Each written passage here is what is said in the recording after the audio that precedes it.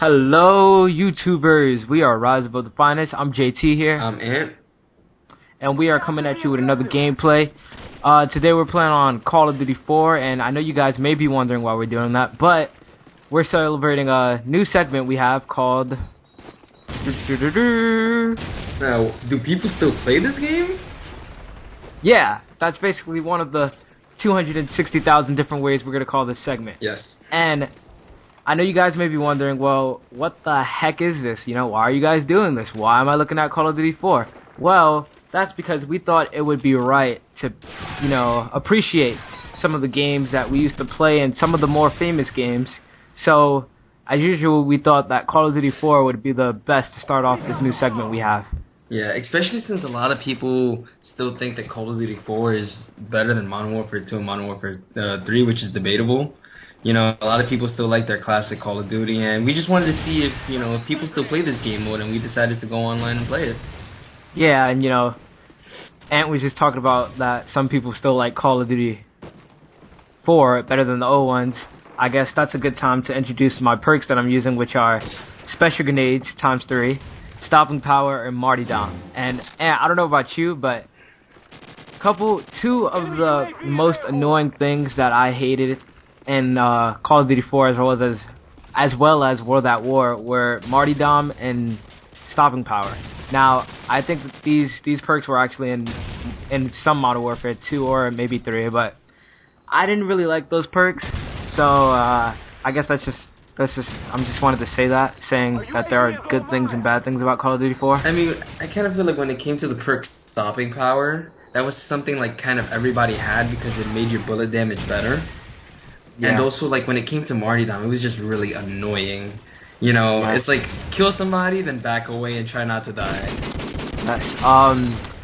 You guys don't, this isn't actually the gameplay, but on another gameplay I was playing on Call of Duty 4, everyone would basically have Martyrdom, which I actually have right now, like I said before, but everyone would have it, and we were playing Sabotage, so if you were the bomb carrier, you had to have Martyrdom, because you would pick up the bomb, and then as soon as someone killed you and they went for the bomb, they just died by your Martyrdom, which was kind of a drain, but I kind of chuckled every time I got a kill like that. Well, I mean, now that we're speaking about perks, JT, I mean, what was your favorite perk in the game? In Call of Duty 4? Yeah. Ooh, that's a hard one. That's such a hard one, honestly. I guess my favorite perk at the time had to be Last Stand, or Last Chance, or Second Chance. Is that what it's called? I don't know what they changed it a lot. I don't even know. What? I don't remember what they called it in this game. Alright, let's call it Last Stand. But, you know, you guys know that perk where you went down, pulled out your pistol, went all boss-like, you know, like the ending of Call of Duty 4. Spoiler alert. But yeah, that was my favorite, that was my favorite perk. I actually don't know if you were given the choice to revive other people with the same perk in this game. I think you were. Yeah, you were. But, yeah, I like that. I mean, my favorite perk when it came down to it was Overkill because I really like sniping, especially on this map. You know, when you go up to the top of the building, you just camp there for a little bit, snipe a couple enemies, and then easily just take out an MP5 or an M16 and just continue shooting. And I mean, I kind of feel like I haven't seen Overkill a lot in a lot of other Modern Warfare games. I think I've seen him in Black Ops 2. I remember Black Ops 2 has it, but I don't know about Modern Warfare. Another thing that you see me using here is a grenade launcher, which was quickly classified as noob tubing by the Call of Duty community. And I mean, back in this game, I guess people could say that noob tubing was a lot more stronger, and it was a lot more, people used it a lot more. So that's one of the reasons they kind of went back up on it on the next coming Call of Duties. And a lot less complaining. Yes, and a lot less complaining. I mean, if you guys play Modern Warfare 3 or Black Ops, I mean, I don't really even see people noob tubing anymore. And like when I see a person with a grenade launcher, they're kind of using it strategically, I guess you could say. I don't know why I did that right there. I just jumped off the building. Yeah, but, I was gonna ask you, but that was very strategic. You see, because I didn't want the bomb up there, and I thought if I jumped off the building, you know, it would be quick, and then I'd spawn right there, and then I'd be able to get it. Sure. See, that was my plan all along. But yeah, as I was saying, they kind of went back on grenade launching. Yeah, I kind of feel like, I mean, the biggest thing about this game was the perk system. Definitely made it better and you know, the customization was just amazing in this game. Way better than any other Call of Duty game. Yeah, the customization was just amazing. You know, I guess they gave the player a lot of choice, and it made the player feel kind of unique because like you wouldn't ever see anybody with the same exact gun using the same exact perk set, and that was just really special. You know, another thing that I had to point out in this game were like the graphics. I mean, speaking of graphics, we're coming at you for the first time in HD. HD. Yeah, HD. You know, we're rolling with that, so you guys can see how good the graphics were in this game. And I just want to give a shout out to Elgato. You know, check them out; they're good. Don't But worry, this will be coming to Modern Warfare 3 commentaries too. yes, it will be. Not maybe in the next couple of videos or that video with our new commentator, sneak peek. But yeah, I kind of like the graphics in this game. The graphics in this game are really good. I mean, if you look at it, the Call of Duty, the engine that Call of Duty was using at the time was like, it was kind of new. This was a new engine for Call of Duty 4, and I mean, it looks good if you look at it. You know, we complain now with Modern Warfare 3 and you know Black Ops saying that they're using the same engine and the graphics are getting old, but way back when the graphics first came out, you know, they were good. I remember some people actually gave this game best graphics of the year. I remember GameSpot gave the game best graphics of the year, and I even think IGN did it. So yeah, just to show that the graphics were really good. Yeah, I mean, I kind of feel like this game is definitely put on top mainly because it came out, you know, in 2000. It came out in 2007.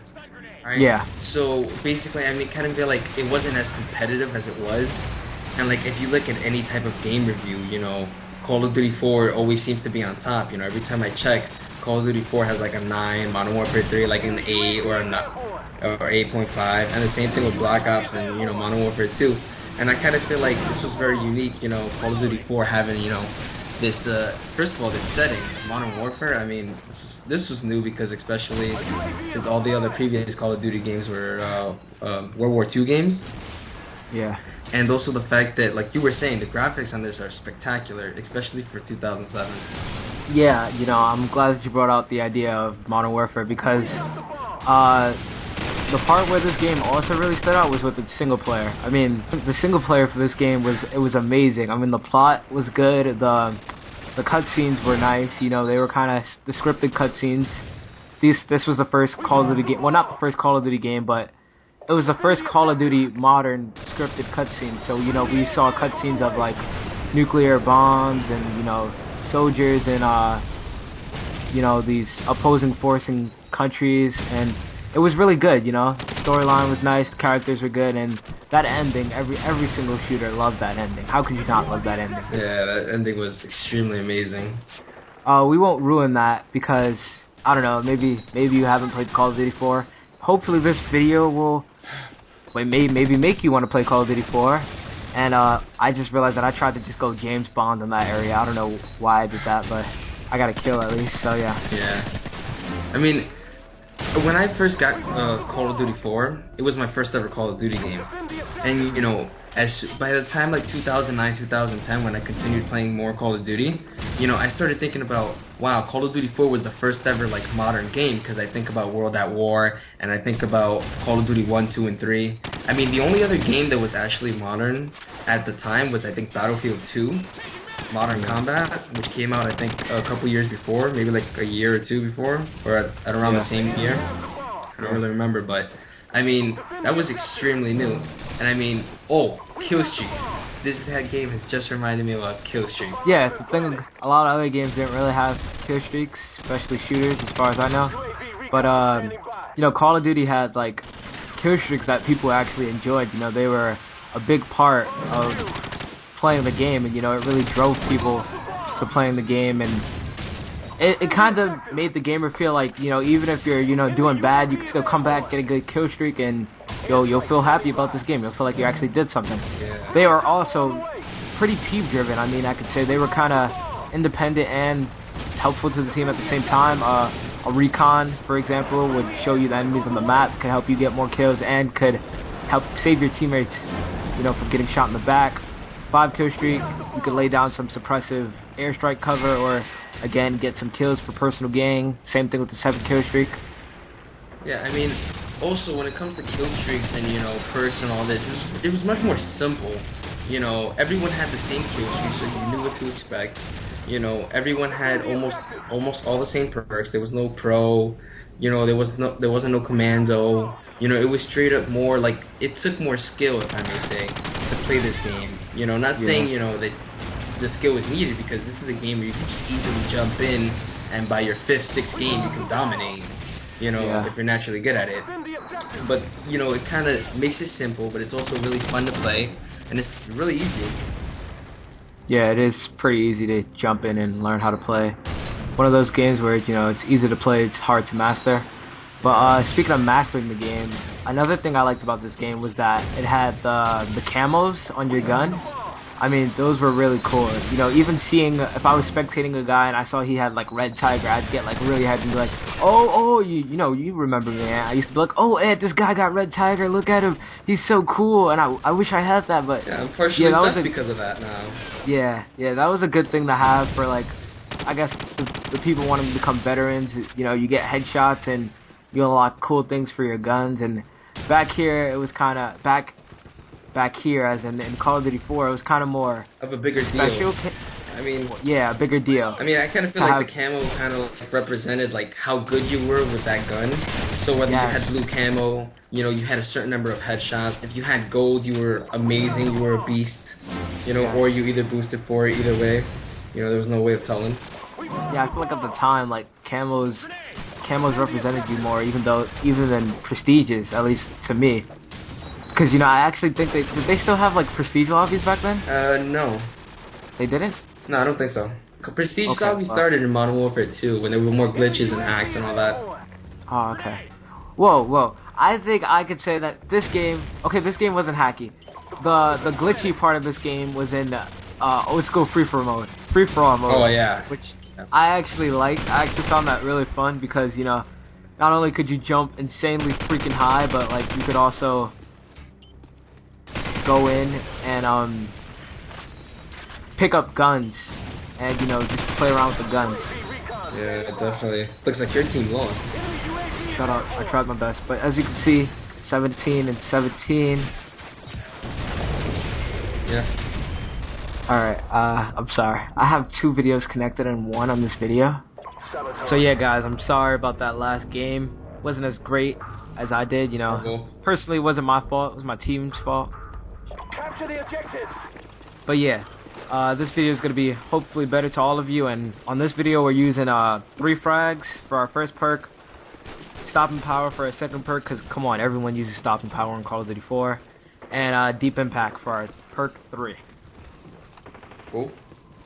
And I just felt like I wanted to tell you guys this, but the reason I chose these certain perks, and that was a nasty first blood, but the reason I chose these certain perks was because with the gun I'm using, which happens to be my favorite gun in every single Call of Duty game where they will put her, yes, I call her Sasha, she is my baby, and the reason I chose my third perk, which is Deep Impact, because I thought that the G3 Sasha, because Sasha can shoot very far, and I think that her bullet penetration can be upped up a little bit, and it would serve me best.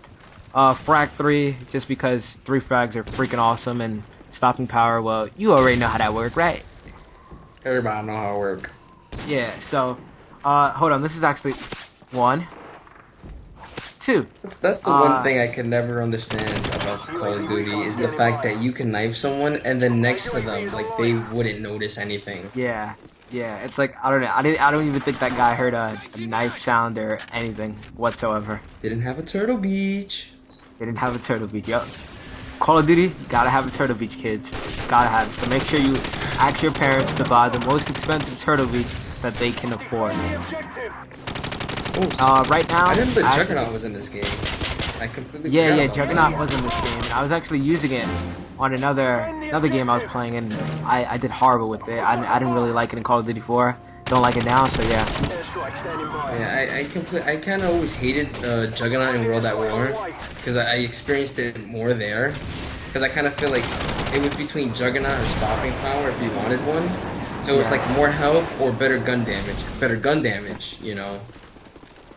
I was surprised in Modern Warfare 2 when they took out Juggernaut, but for some reason they didn't take out Stopping Power. I guess Stopping Power was more popular. I kind of feel Yeah, like but I mean- Stopping Power was way better. Yeah, it was, but like, I guess it took them an extra game to realize that it was kind of the same thing. It was kind of like a positive and negative. Stopping Power was increasing the shooting power, Juggernaut was increasing the health power. I mean, either way, it's kind of unfair if you think about it. And right now, I was actually panicking to death right now because I was on a 6-kill streak, and like I had a pistol. I just have a pistol left. So I'm just running around trying to pick up guns off the ground, and that's not doing me any good. But as you see later, I'll be able to pull it better and get that 7-kill streak. Hopefully. Hopefully, yeah, hopefully. Look, that grenade scared the crap out of me. And right here, I was like, all right, I got a golden, I can go in. Oh, look, this guy almost killed me. How did you not die? You don't have Juggernaut. I didn't have Juggernaut, but I think that friendly airstrike saved my life. Which reminds me of another thing. Why do they tell us when there's a friendly airstrike on our position? Yeah, I don't really know. I kind of felt like I took it as, like, you're about to get messed up if you're about to kill somebody, so back off. You know, I kind of felt like every time, like, if it wouldn't tell me, because like, sometimes my game would glitch and it wouldn't tell me, or I would run into it, and then I would just, like, see somebody, and then he would kill me, and then the airstrike would kill him, and it would mainly be because the first airstrike hit me, and, you know, because, like, the airstrike in Call of Duty 4 is, like, a little bit different. It's, like, 1 bomb, 2 bomb, 3 bombs, and then, like, the first one would hit me, and I would get dazzled, and, like, I couldn't see anything, and then the second one would just hit him, and I would die, and I'd be like, oh my god, suicide. As you can see, I kind of pulled it together in the end. I picked up some enemies RPG, and I took it home with 11-1. 11-1. I don't think we were facing against 3 people. I think they left, but anyway, guys, thanks for watching. Thank you. Be sure to like if you wanna like, subscribe if you want to see more videos, and you know, leave us a comment on what's the next game you want to see in our People Still Play This. Comment below. Yeah, so thanks guys. Peace. See ya. Peace. I'm JT. I'm it. Alright, now peace. Peace. Alright, Cool. disassemble.